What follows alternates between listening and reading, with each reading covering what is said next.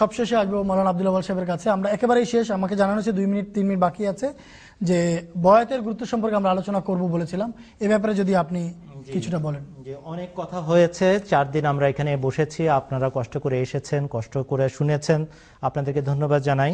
যারা মেহমান তাদেরকে বিশেষভাবে বলবো বয়াত করে ফেলেন। কেন বলছি এই কথাটা?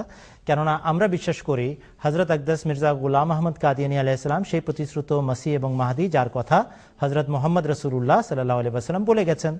আমরা রসুলের উম্মত হিসাবে তার হাতে বয়াত করেছি। রসুলের আদেশ হলো ফাইজা রাআইতুমুহু ফাবাইউহু ওয়ালাউ হাবওয়ান আলা সালজে ফাইন্নাহু খলিফাতুল্লাহিল মাহদিয়্যু।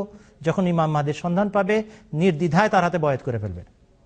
আরেক হাদিসে বর্ণিত আছে, এবং এটা খুব দরকারি হাদিস, বুখারী শরীফে বর্ণিত হাদিস।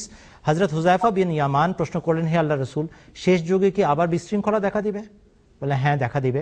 তাহলে আমাদের জন্য কি করণীয়? তখন কি করণীয়?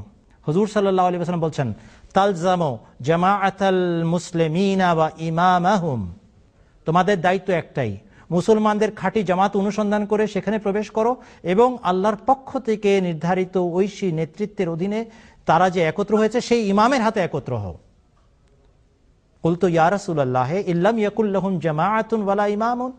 আমি প্রশ্ন করলাম, হে আল্লাহর রাসূল, আমার জন্ম যদি এমন কোন যুগে হয় যখন আল্লাহর পক্ষ থেকে ইমাম আসেন নাই এবং মুসলমানদের খাঁটি জামাত প্রতিষ্ঠিত হয় নাই শেষ যুগে, তখন আমার কি করণীয়?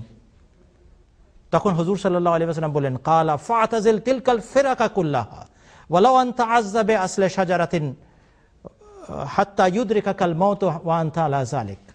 যদি আল্লাহর পক্ষ থেকে যুগের ইমাম না এসে থাকেন, মুসলমানদের খাঁটি জামাত প্রতিষ্ঠিত না হয়ে থাকে, তবে সব বাদ দিয়ে জঙ্গলে চলে যাও, দলাদলির ভিতরে যেতে পারবে না। আমৃত্যু জঙ্গলে অবস্থান করো, বন জঙ্গলে গাছের গুড়ি এবং শিকড় খেয়ে জীবন কাটাও, কিন্তু তারপরেও দলাদলি এবং ফিরকাবাজির ভিতরে ঢুকতে পারবে না। হয় আল্লাহর রসুলের ভবিষ্যৎবাণী অনুযায়ী আল্লাহর পক্ষ থেকে প্রেরিত ইমামকে খুঁজেন, মুসলমানদের খাঁটি দলকে খুঁজেন, না হয় জঙ্গলে গিয়ে বসবাস করেন।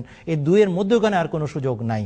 আমরা সৌভাগ্যবান যে আমরা যুগের ইমাম হযরত আকদাস ইমাম মাহদী আলাইহিস সালাতু ওয়াস সালামকে চিনতে পেরেছি, জানতে পেরেছি। আমাদের পক্ষ থেকে সৎ সংকল্পে আপনাদেরকে আমন্ত্রণ জানাচ্ছি, আপনারাও ধন্য হন যেভাবে আমরা সৌভাগ্যের অধিকারী হয়েছি।